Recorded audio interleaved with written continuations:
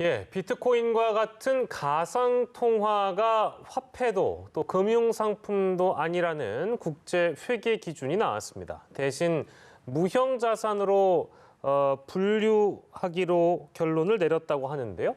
앞으로 가상통화 시장에 어떤 영향을 미칠지 이목이 집중되고 있습니다. 한편 최근 집주인에게 전세금을 돌려받지 못한 사례가 급격히 늘어나고 있습니다. 3년 새 50배나 급증했다고 하는데요. 김대호의 경제 읽기, 오늘은 이 두 가지 주제를 가지고 김대호 박사와 함께 짚어보도록 하겠습니다. 어서 오십시오. 예, 저희도 오늘 출근해 보니까 테이블이 바뀌어가지고요. 저랑 많이 가까워지셨습니다. 오늘 주제를 두 가지를 갖고 나왔는데 이 비트코인, 그러니까 비트코인이나 가상통화라는 것이 대한민국 얼마 전이라고 표현해 들는지 모르겠습니다만 아주 굉장히 큰 화제가 됐었던 그 가상화폐를 얘기하는 겁니다. 근데 가상통화가 화폐도 금융상품도 아니다. 근데 이 결론이 국제 회계 기준으로 나온 거잖아요. 이거는 어디서 이런 결론을 내려주는 겁니까? 국제회계기준위원회라고 있어요. 아, 그런 위원회가 있군요. 예, IASC라고 거기서 회계 처리를 할 때 이것은 이렇게 하라, 저것은 저렇게 하라. 예. 그 기준을 만들어도 우리는 2007년부터 여기 회원국으로 가입돼 있으니까 우리나라에 미치는 영향력, 구속력이 바로 발생을 합니다. 아, 바로 발생한다고 보면 되는 것이죠. 그러면 이게 어떤 의미가 있는지도 좀 짚어주세요. 네, 굉장히 중요한 의미가 있다고 생각이 돼요. 그동안의 가상화폐는 좋건 싫건 사람들이 굉장히 많이 혼란을 겪었습니다. 우선 가상화폐는 누구냐 이렇게 물었을 때 이것이 돈도 아닌 것이 화폐도 아닌 것이 금융상품도 아닌 것이 물건도 아닌 것이 도대체 어디에 속해야 되느냐. 이 정의가 국제적으로는 전혀 없었거든요.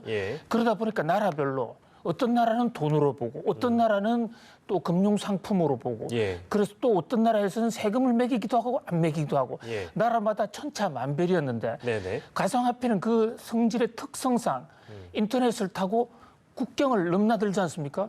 나라마다 기준은 다른데 국가별로 넘어다니니까 국제 경제계에 상당한 이 혼란을 야기시키기도 했어요. 그런데 이번에 국제 회계기준위원회가 앞으로 회계할 때는 가상화폐는 이렇게 하라라고 명확한 기준을 줌으로써 일차적으로 그런 혼란이 없어졌다.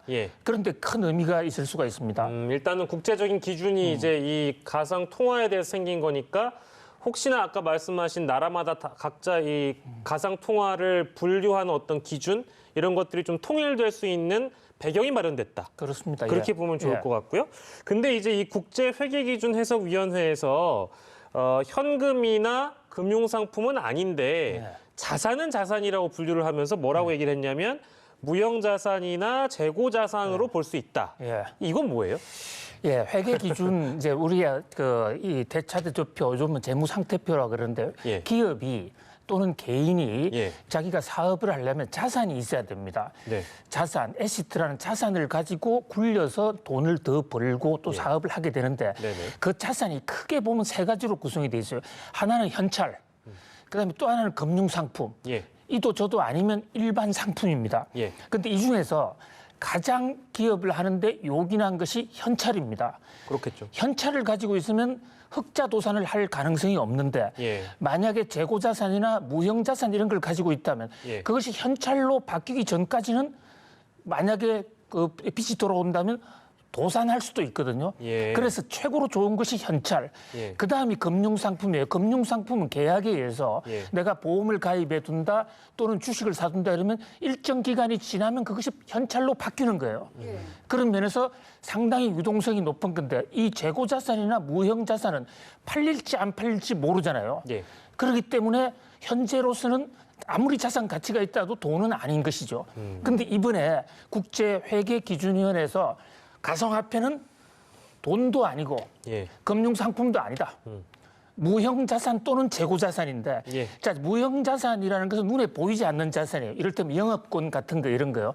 또 재고자산은 물건을 팔다가 안 팔리면 재고자산인데 거기서 가상화폐 거래소 같은 데서는 저것을 물건을 파는 곳이니까 재고자산으로 처리하라. 그리고 가상화폐를 사는 곳에서는 무형자산으로 하라. 이래 됐습니다. 그렇게 되면 어떤 효과가 생기냐면 가상화폐를 갖고 있는 사람들은 굉장히 불리해져요. 그동안에는 이것이 금융상품이다. 화폐다 이렇게 했을 때 유동성이 굉장히 높은 상품일 수가 있었는데 예. 이제는 그걸 인정받지 못하는 것이거든요. 팔아서 현금으로 바꿔야만 유동성이 인정되는 것이고 네. 또 무형자산이라는 것은 감가상각도 하게 됩니다. 예. 화폐는 감가상각이란 게 없어요. 그 돈 가치가 줄어들지 않지 않습니까? 예. 그런데 재고자산이라는 것은 안 팔리고 오래되면 낡으면 감가상각을 해서 가치가 줄어드는 거죠. 그런 면에서 가상화폐를 보유하고 있거나 투자한 사람들은 오늘의 이 국제회계 기준의 판결로 인해서 굉장히 큰 타격을 받을 것으로 보입니다. 그러니까 앞선 두 가지 질문으로 사실 어느 정도 답변이 된 것 같긴 한데요. 이렇게 어떤 기준이나 분류가 확실하게 마련이 됨으로써 향후 가상통화 시장에 어떤 영향들을 미칠 수 있을 거라고 볼 수 그렇습니다. 있을까요? 그 가장 큰 관심이 과연 가상화폐, 참 발음이 어려운데요. 예. 이 그 가상화폐가 돈이냐 아니냐. 이 문제가 국제사회의 큰 이슈였습니다. 그런데 이번에 국제회계 기준을 통해서 이건 분명히 돈이 아니다라고 밝혀줌으로써 통화당국의 통화관리의 혼선은 완전히 없어진 거예요.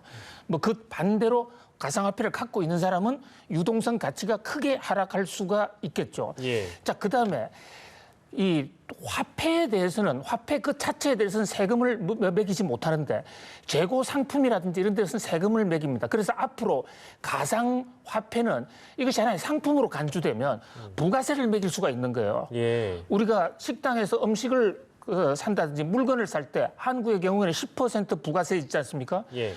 은행에서 현금 거래할 때는 부가세가 없는데 가상 화폐가 재고 상품으로 처리가 되면서 이제 세금도 매길 수가 있고 또 소득세는 뭐 별개로 매긴다면 부가세를 매길 수가 있게 됐다. 예. 그런 면에서 정부가 가상화폐를 통제하는데 예. 굉장히 편리해질 것으로 봐져요. 그다음에 또 이제 금융 당국이나 이런 입장에서는 그동안에 가상화폐를 제도권 금융시장으로 넣어달라고 했는데 예. 국제거래위원회가 이제 돈이 아니라고 그랬으니까 예. 이 부분에 올 생각을 하지 마라. 그러니까 무슨 이 채소 거래소라든지 또는 금 거래소처럼 일반 상품이다. 너희들은 상품으로 거래를 하라. 예. 금융계 부분에는 제도 금융권에는 올 생각을 하지 마라. 이렇게 이제 확실히 얘기할 수 있는 근거가 생기게 된 것입니다. 예, 그렇습니다. 국제적으로도 굉장히 큰 의미고 국내에서도 이 가상통화에 대한 그 의견이 굉장히 분분했었기 때문에 저희가 첫 주제로 좀 다뤄봤고요. 두 번째 주제로 좀 빨리 넘어가도록 하겠습니다. 최근에 전세금 때문에 눈물 짓는 분들이 크게 늘었다고 하는데 이건 어떤 지금 상황입니까? 예, 지금 전세금이라는 게 우리 주택임대차 보호법에 대해서 2년까지는 보장이 돼 있는데 예. 2년이 지나서 만기가 돼서 이제 나가려고 그러는데 주인이 돈을 내주지 않는 것이에요. 일부러 사기나 강박을 해서 안 내주는 사람도 있겠지만 네. 최근에 주택 가격이 일부 지역에서는 많이 떨어지지 않았습니까? 예. 정부의 강력한 부동산 억제 대책으로 해서 지방이나 수도권 같은 데는 이 전세금이 많이 떨어졌습니다. 예. 그러니까 선의이지만은 예. 주택 임대인이 새로 세를 주게 되면 거기서 나오는 돈이 내줘야 될 돈보다 적어지기 때문에 예. 그 돈을 제대로 다 못 내주는 거죠. 이러다 보니까 이른바 역전세 예. 사건이 생기면서 돈을 제때 받지 못하는 사건이 지금 늘어나고 있는 것입니다. 예, 이런 상황 때문인지 국회에서도 전세금 반환 보증제도 이걸 좀 의무화해야 한다 이런 주장이 나오고 있는 걸로 아는데 일단은 제도 자체는 지금 시행이 되고 있는 중인데 의무화를 하자 이런 이야기잖아요. 예. 이 필요성에 대해서는 공감을 좀 하시는지요? 그렇습니다. 예. 그러니까 현재 지금 전세금 보증 제도가 2013년부터 생겼어요. 우리나라에서는 두 군데서 해줍니다. 도시주택보증공사라는 데하고 서울보증보험이라는 데서 해주는데요. 이게 들기가 쉽지가 않아요. 그러니까 여러 가지 요건에 맞춰야 되고 특히 아주 서민들이 들어가는 다중주택 같은 데는 구분 소유권이 인정이 안 돼서 혜택을 못 받고 있습니다. 그리고 또 임대인이 거기다가 뭐 다른 어떤 채권이나 채무를 가지고 있다. 예. 이렇게 할 경우에도 복잡할 경우에는 권리관계가 복잡할 경우는 가입하기가 어렵거든요. 예. 그러니까 가입을 좀 쉽게 해줘야 되는데 예. 현재 가입이 너무 어렵게 되어 있는 거죠. 예. 이제 그러다 보니까 사실상 저기에 가입하는 사람의 숫자가 굉장히 적은데 예. 최근 들어서 역전세 우려가 생기면서 좀 공포 분위기 속에서 많은 사람들이 가입을 해서 예. 지금 통계가 전세금 못 돌려받은 금액이 1,681억 늘어났다. 저것은 사실은 주택보증공사가 대신 갚아준 거예요. 예, 예. 그러니까 그만큼 보증공사의 대위 변제가 많았다 이렇게 볼 수도 있는데 어쨌든 이 확대할 필요가 있습니다만 이걸 확대했을 경우에는 또 보증공사의 보증금 그 자금의 한도가 있기 때문에 예, 예. 그걸 좀 늘리고 보다 더 쉽게 가입할 수 있는 제도의 활성화가 굉장히 필요한 시점이라고 봅니다. 네, 근데 이거 진짜 의무적으로 의무화를 만들어서 추진을 하게 되면 물론 이제 그 어떤 제도에 다 양면이 있지 않겠습니까? 그렇습니다. 예. 때문에 이거를 의무화를 하게 되면 혹시나 부작용 같은 건 없을까요? 의무화를 하면 저게 공짜가 아니기 때문에 예. 보증보험료 부담이 생기는 거예요.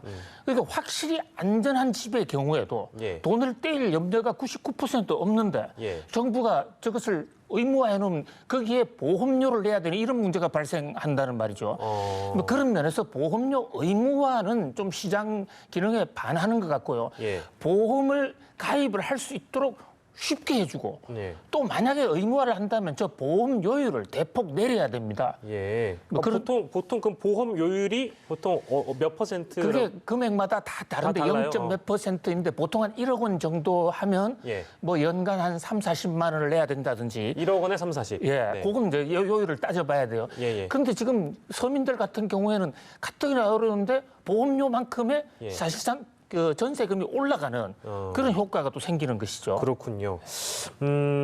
여러모로 조금 이 부분은 주택보증보험. 네, 요거에 대해서 죄송합니다. 제가 좀 헷갈렸네요. 주택보증보험에 대한 의무화를 추진해야 된다는 목소리가 정치권을 중심으로 정치권에서 좀 나오는 것 같고요. 이 역전세 우려 때문에 그런 것 같고. 근데 뭐 이제 전세를 들어가는 분들 입장에서는 어찌됐든 안전하게 2년 이후에 계약이 만료가 되면 전세금을 돌려받는 그런 그게 가장 중요한 거일 텐데 마지막으로 이제 어떤 우리가 보증 리스크라고 해야 될까요?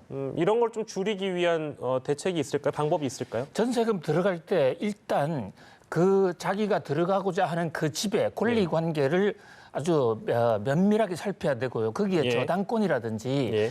여러 가지 대출이 있다고 그러면 일단 안 들어가는 것이 좋습니다. 그리고 2년이 지났는데 예. 돈을 안 준다 이러면 빨리 법원으로 가서 예. 이제 주택임대차법 제3조에 임차 명령권제라는 게 있거든요. 임차 등기 명령제. 예. 현재도 법이 어느 정도는 갖춰져 있는데 홍보가 안 돼서 제대로 지금 활용을 못 하고 있는 점이 있어요. 예. 그런 면에서 적극적으로 활용할 필요가 있다. 그리고 마지막으로 가장 중요한 것은 지금 대형 임대사업자가 예. 최근에도 많은 사고를 냈지 않습니까? 수백 채를 빌려주면서 아예 돈도 없이 예. 처음부터 사기를 치려고 했던 예, 예. 그런 의도가 보이는 것이에요. 여기에 대해서는 예.